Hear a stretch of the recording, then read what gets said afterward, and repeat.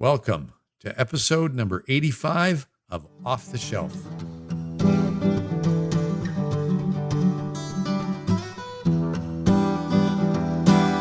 In the summer of 1962, about 60 members of several large extended families moved across the U.S. seeking a place away from the world to wait for the rapture.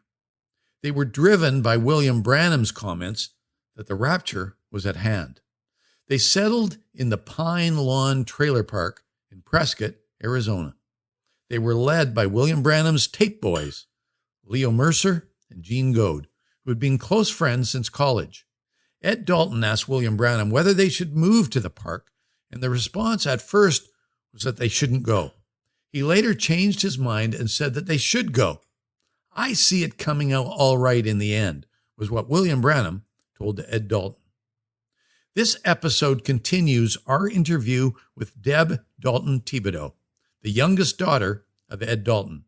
Her story is chronicled in The Serpent's Tale, which Deb has authored. The book is available from Adelaide Books and on Amazon. If William Branham was a prophet, how could he promote a sexual predator and abuser of young children to the position of pastoral authority at the park? Where was his discernment? How could he describe the physical, emotional, psychological, and sexual abuse of children as something that comes out all right in the end? Why did Ed Dalton say just before he died, "He lied to me. Brother Branham lied to me. I've been betrayed"? So, Deb, you were serially abused. There was physical abuse. Your book is filled with words like whippings, beatings, strappings. Leo was a monster. He was clearly the ringleader in the abuse. But there appear to be a lot of others that participated as well. And I think it was chapter 29 you wrote in your book. Every morning before school, a different brother showed up to administer a beating. How many people participated in this abuse? It was our modus operandi. It's how it worked. Children were given up. And I have for years wondered how this could happen. But our parents were able to set aside that mantle of protection and give us up into the good of the commune to make us better people. This is my question and will continue to be. What were they trying to do? Because I was a child, I was sinless. But in trying to make me sinless, they made me a sinner. They made me a liar. They made me a sneak. I wasn't a natural liar. I would say what was in my mind, and I would say it with all I was worth. I have written in my book how at just barely 2 years old, I had a good vocabulary. I was always in front of my sister. We were always in the same space, but she would be behind me and I would speak for her. But somebody asked me, "Oh, you must be one of those Dalton twins."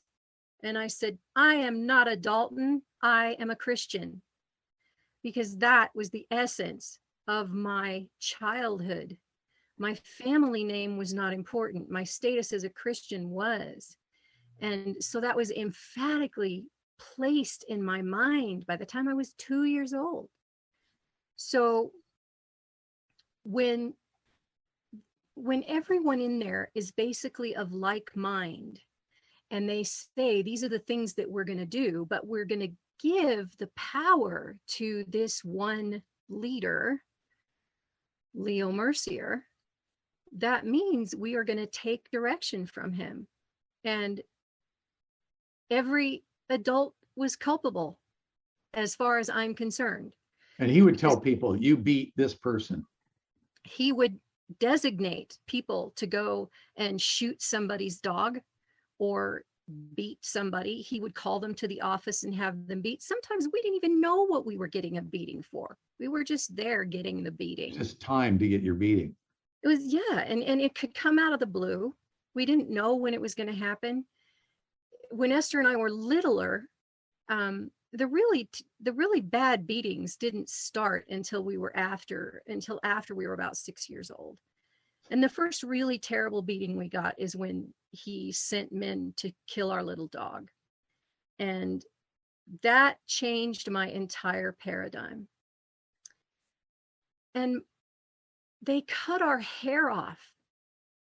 And by now, I've lived for 6 years in an environment where I have heard every day of my life, if you cut your hair off, you are an abomination. And they cut your hair because of some perceived thing you did wrong as a, how old were you? 6, 7 years old? We were 6. They 6 years old.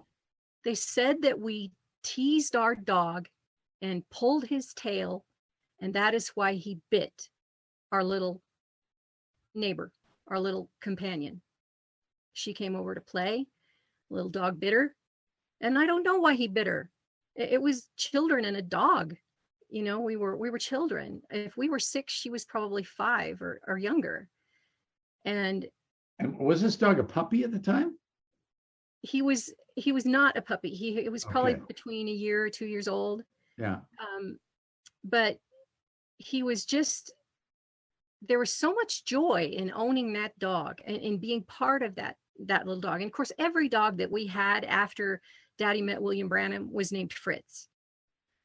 So this little dog was named Fritz. And we just played with him. We played with him in the yard. He was always out there with us. And our little neighbor came over and he bit her. And the next thing I knew, we were getting our hair cut off. And he made my mother and my brother, he sent my dad to tell my mother he was going to cut our hair off. They stood us up, my mom and my brother brushed our hair out, and they let him cut our hair off. My parents let him cut our hair off. How short did they cut it?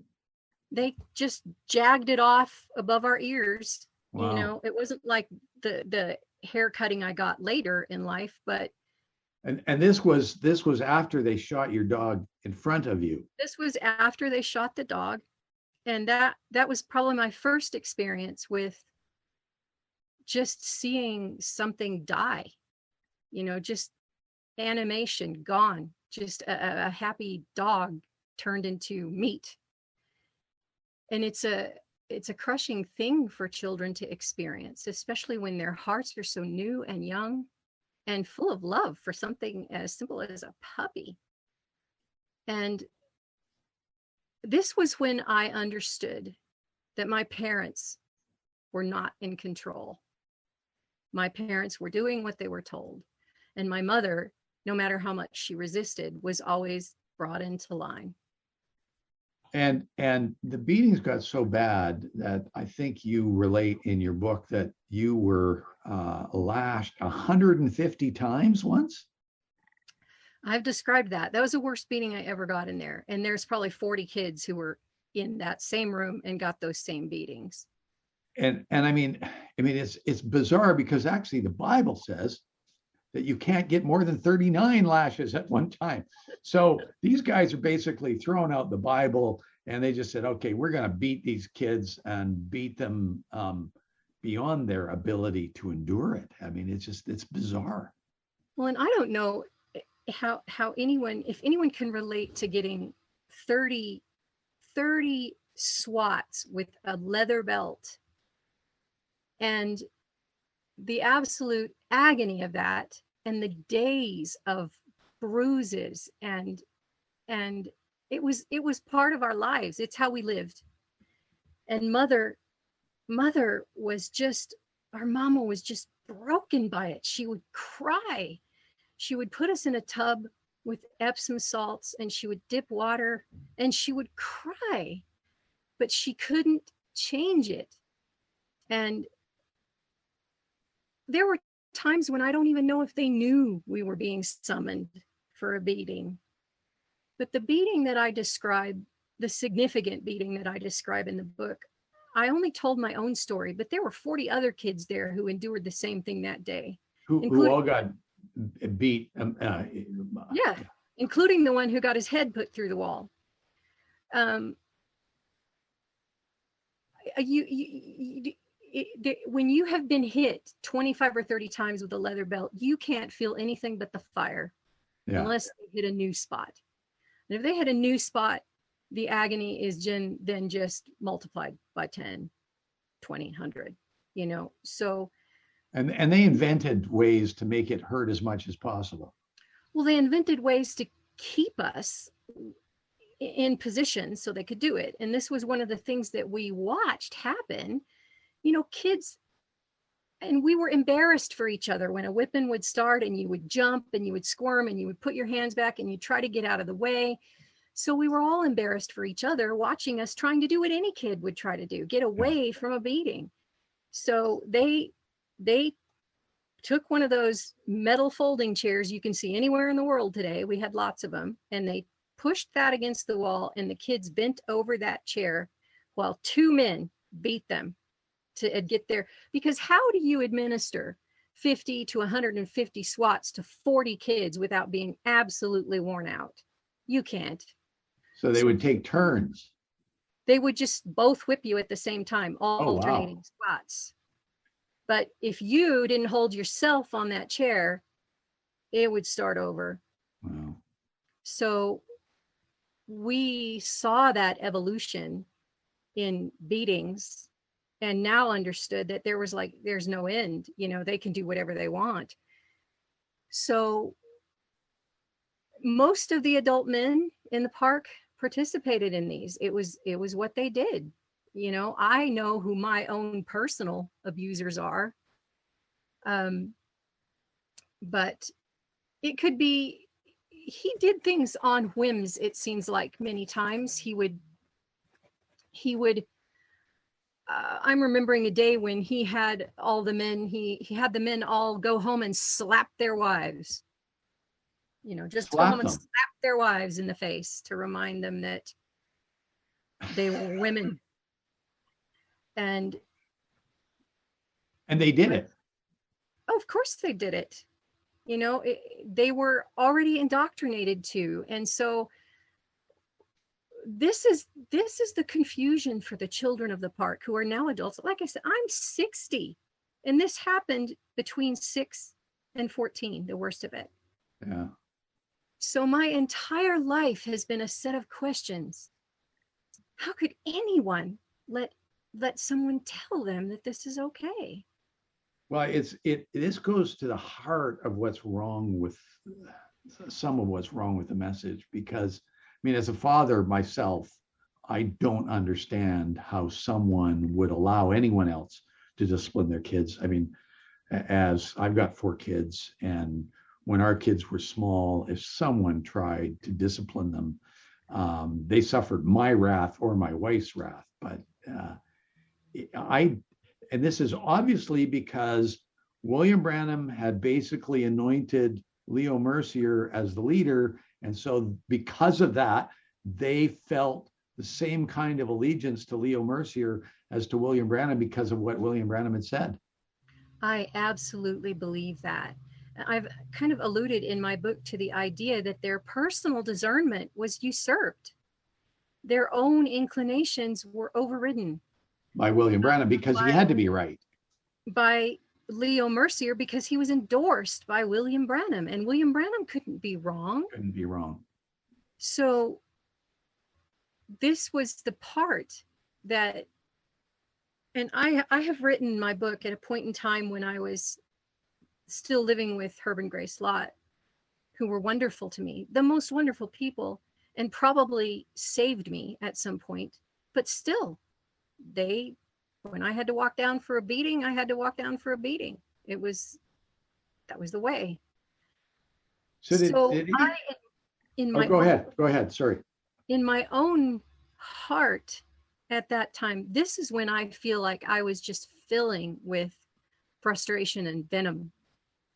And I said to myself as a child, this will never happen if I have children. If I have children, I will burn in hell with them before I will let someone take them from me and abuse them. And that is how my mind was conditioned. that if I didn't allow the servant of the Lord or the prophet of the end times to dictate how I treated my kids, that hell was where I was going. Wow. I mean, it's really, it's interesting because in Ephesians 6:4 and Colossians 3:21, Paul says, I think the King James is don't provoke your children to wrath. But what it's talking about is don't make your children frustrated. Don't do the stuff that, in fact, what your father allowed to have happen to you. It just don't do that. And so again, the Bible takes the backseat to the message, because William Branham, they would say, oh, the Bible is our absolute, but it's not when you ignore it because of things that William Branham said. I believe that. And my father was a man among men, but the stories that, you have to understand that everything that I heard about our life before the park was all anecdotes and stories. But my dad was a man, a leader of men. He wasn't afraid to do anything. He flew his own plane. He was a mechanic. He once was deputized by the local sheriff in the town when people stole car parts from him, and he went and got them back. He wasn't afraid of anything. So this is the man that I grew up hearing about, and the man that I so wanted to see, and the man that I believed would protect me. And of course, my greatest heartache and the thing that hurts me to my core more than almost anything I've experienced in my life is when he turned his face from me in Leo Mercier's bathroom. Leo Mercier was, he was a sick man. And I don't know what it was about that bathroom. I've described it in my book. He had an all brown bathroom, a brown toilet. I had never seen a brown bathroom. I'd never seen a bathroom that nice, frankly. But he would sit on that toilet and he would chastise and rebuke and make you say you had done things you hadn't done. And if you didn't say it, you were going to suffer. And as a child, it took me longer to figure that out than most kids. That if you don't agree with him, you're going to pay. And I don't know what that difference is in some kids' brains. I became a very concrete person because of that. Well, I think in your book, you talk about how you didn't realize that the other kids were lying. And if you didn't lie, you were just going to make things worse. So you started lying just to protect yourself. I, to this day, don't know why I would lie about the things I lied about. I totally believe that I was not an inherent liar, that what I wanted to say, I would say. So I became so afraid of consequences that I would lie because I was afraid. And then that lie would grow. And I was a kid with a good brain, and I was precocious. I would embellish. I would make it bigger. And this is what I did when I talk about telling a lie in second grade that put the whole park in a frenzy. And this was very hard for me to tell because it was nasty. And it took me until I was an adult to forgive myself for that lie. Because I feel, and I named that chapter Projection and Opprobrium, because I believe what I did is I projected what I had experienced on someone who had no value to me, the school janitor. And I don't know what any child is doing when they do something like that, other than to say, help me. Yeah. Needless to say, that was not the outcome. And I was then labeled as a liar. And that just eventually led into being able to also label me as a deviant and call me a sexual predator at 9 years old. It is so bizarre. Talking about. Now, did any of the kids ever try to run away from this abuse? One of my nieces tried several times to run away, and they always brought her back. They caught her, and obviously back then probably law enforcement wasn't as in tune to what's going on. Well, and I've Potentially, mentioned that in my book, yeah. that my mother couldn't drive a car. They were living on an income dad made at the county garage, which I think was like $3.70 an hour, something like that. There was no place to go untethered from husband, from father, from income. You just had to get through it. There wasn't women's shelters. It just wasn't a time in life where people recognized that need. Yeah. And so my mother was trapped there. She was absolutely trapped. And they did throw her out once. And she went back to Kentucky and stayed there for several weeks, and ultimately decided to come back and just endure. But what they did to her after that was take her children from her and keep her drugged. She was drugged on Valium for the last 7 years we were in there. Wow. Because It's that's really interesting to note, because you talk about in your book how Leo Mercier was obviously well into substance abuse, not just alcohol, but also, I don't know, it was morphine or some kind of opiate. And it's interesting to note 1 Corinthians 5:11-12 tells us that we have nothing to do with evil men, right?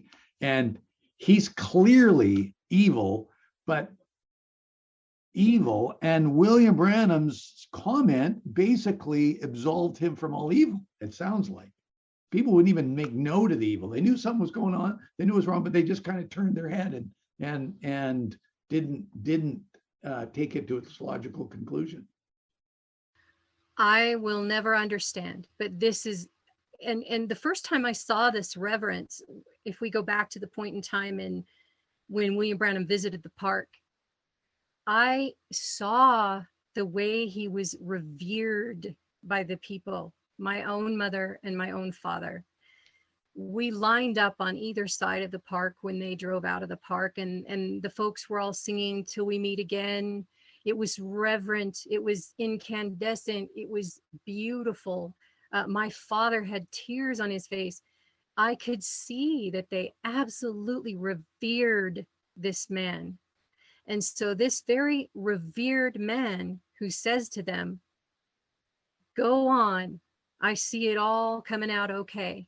So my entire adult life was spent asking myself, wanting to ask my father, what you are telling me and asking me to believe is that everything that happened to me was meant to be, that God said it was okay to do these terrible things to me as a child, because William Branham said, "Go on, I see it coming out okay." So we've talked about physical abuse, a bit about psychological and emotional abuse, which you talk about in your book as well. And I'm certainly not an expert on the subject, but I do understand from what I've read that psychological and emotional pain is far worse than physical pain because it damages self-esteem. It creates long-term mental health problems. How did that affect you as an adult years later?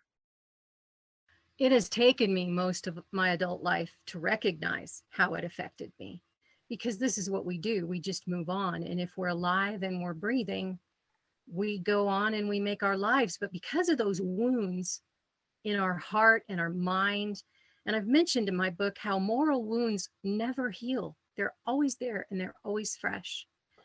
And the memory of the beatings and the injuries, they did not hamper my life the way the words did.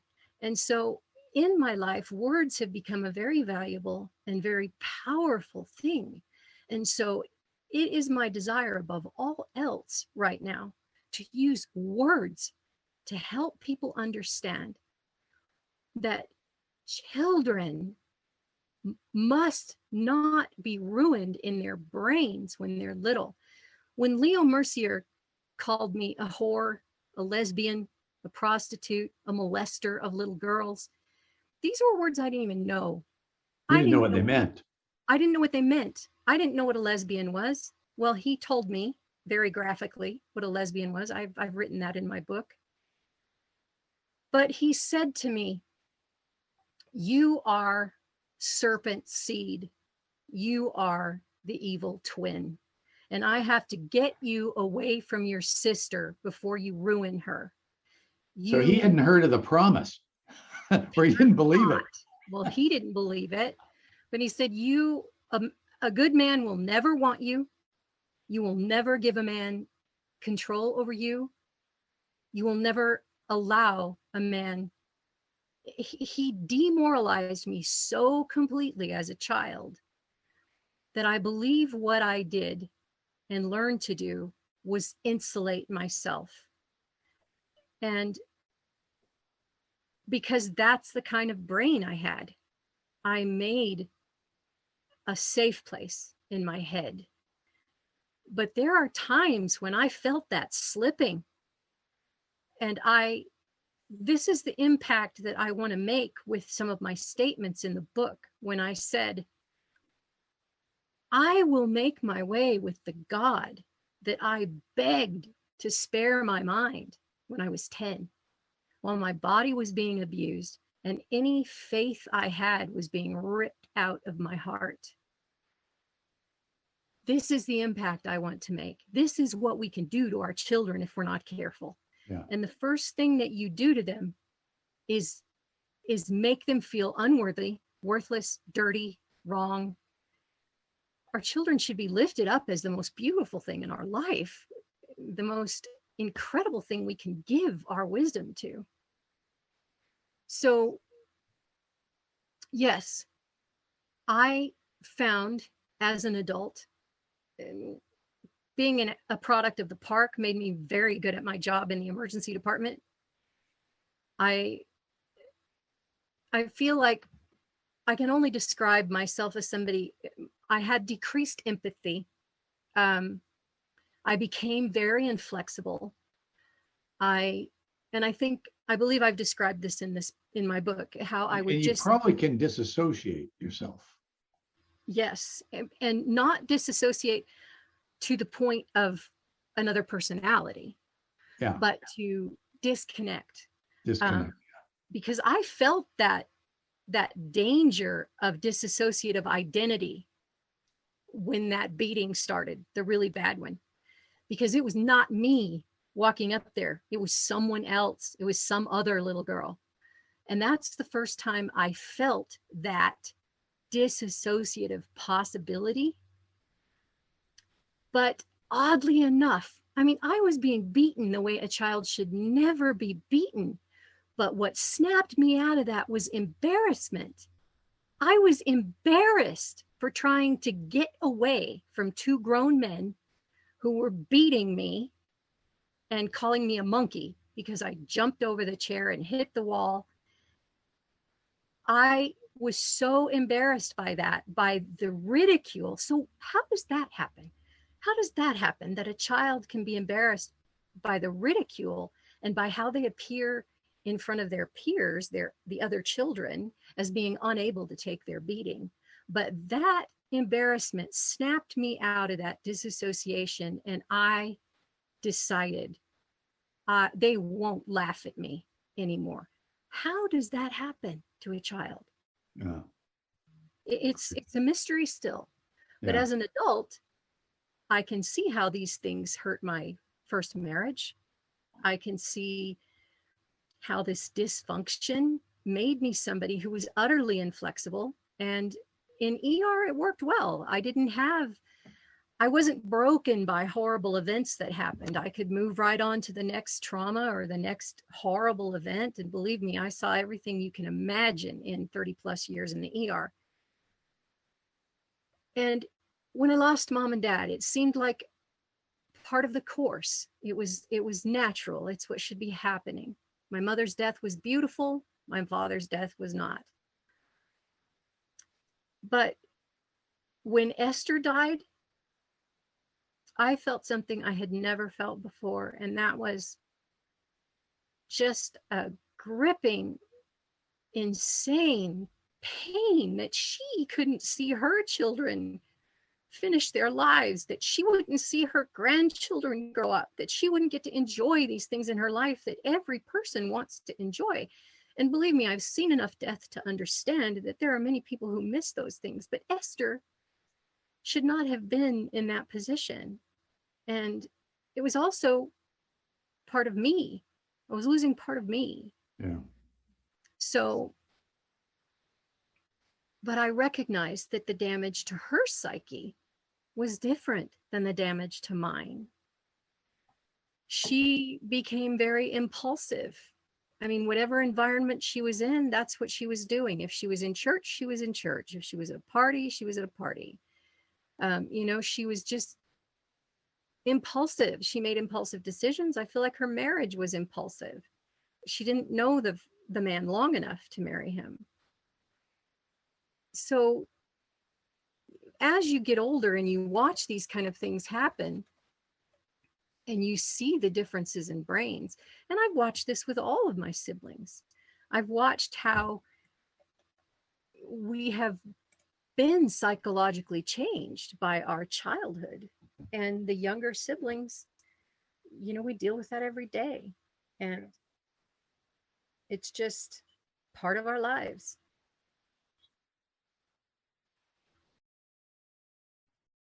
There's a part in your book where you get ripped out of your home and you're transplanted into a home of a couple that don't have kids, Herb and Grace. And it's like suddenly in this black and white, terrible environment, you get colored because these people obviously put some love into your life. What happened to Herb and Grace? We don't want to spoil anything for people who haven't read the book yet, but it was very interesting to me. I was kind of curious to say, okay, so what this wonderful couple who you spent a year and a half, 2 years with, and what ended up happening to them? That brings us to the end of this portion of our interview with Deb Thibodeau. If you have any questions, please go to the offthelshelf.life website. There is space for comments and questions at the bottom of each episode. I've asked Deb if she would answer any questions that our listeners might post. Or you can send me an email at rod@offthelshelf.life. Please let us know if there are any issues or questions that you think we should address, or someone we should consider interviewing. Thank you very much for listening, and remember that God loves you and is not afraid of your questions. Have a great week.